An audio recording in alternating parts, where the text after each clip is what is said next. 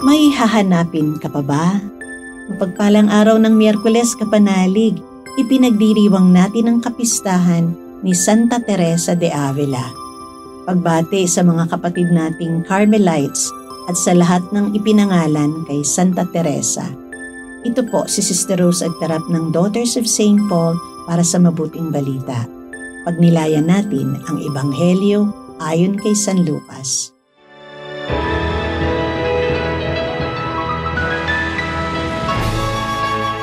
Sinabi ni Jesus, "Sawimpalad kayong mga Pariseo, nagbabayad nga kayo ng ikapunang yerba buena at ng ruda at ng lahat ng gulay, at pinababayaan naman ninyo ang katarungan at ang pag-ibig sa Diyos.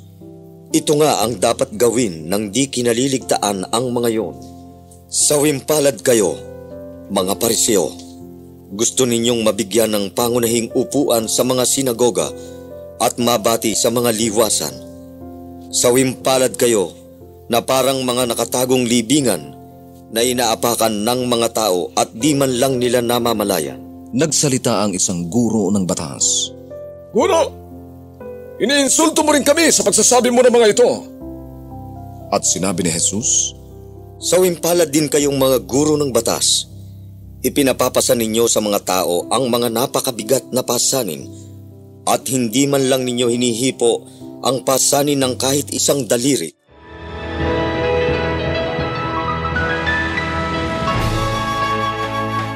Magandang araw mga kapanalig, Reverend Vince po ng Society of St. Paul. Minsan ko pong tinanong ang isang college student matapos ang aking recollection, "Ano ba ang iyong natutunan?" Aniya, "Marami po, pero nais ko lang magsabi ng isang tanong na alam kong mahirap o wala ring sagot. Ang hirap po sigurong maging Diyos. Yun nga lang, isang tao na mamahalin mo, mahirap na eh.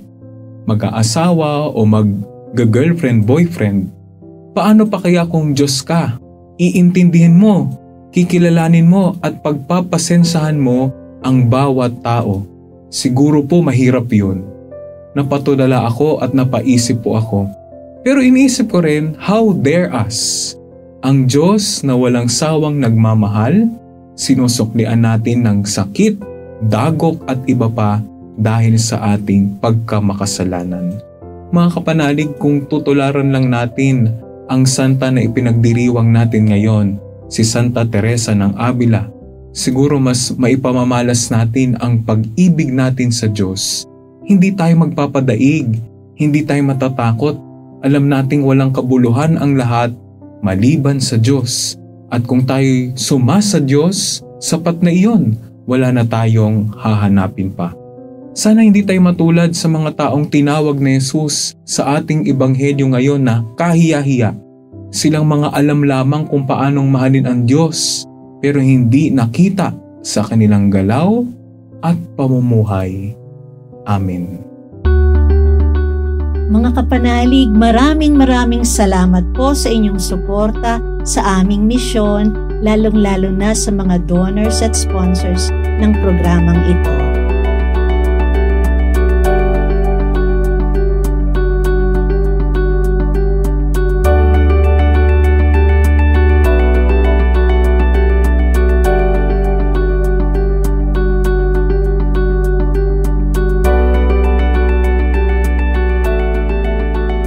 Subscribe, like, share, and follow po lines sa aming social media accounts.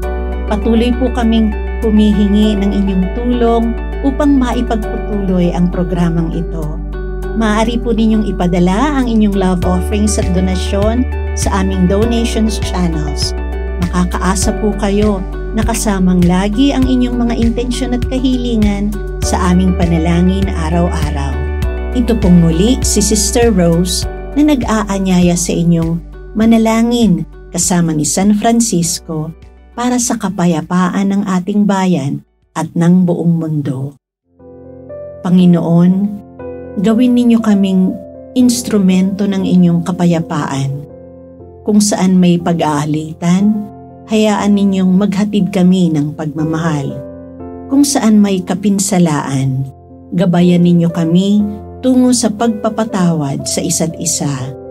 Kung saan may pag-aalinlangan, pagtitiwala nawa ang siya naming maiganti. Kung saan may pagkabigo, pag-asa nawa ang aming maisaisip. Kung saan may karimlan, ihatid nawa nami liwanag. At kung saan man may taong nalulungkot, kaligayahan nawa ang aming maihandog. Naway lagi naming piliin ang magmahal sa aming kapwa na nilimot ng lipunan, kaysa asaming kami ang mahalin. Sapagkat ang tunay na pagtanggap nasa pagkakaloob at nasa pagpapatawad ang aming kapatawaran. Tanging nasa kamatayan ang muli naming pagsilang sa buhay na walang hanggan. Amen. We are here to provide a new way of communicating and proclaiming the gospel.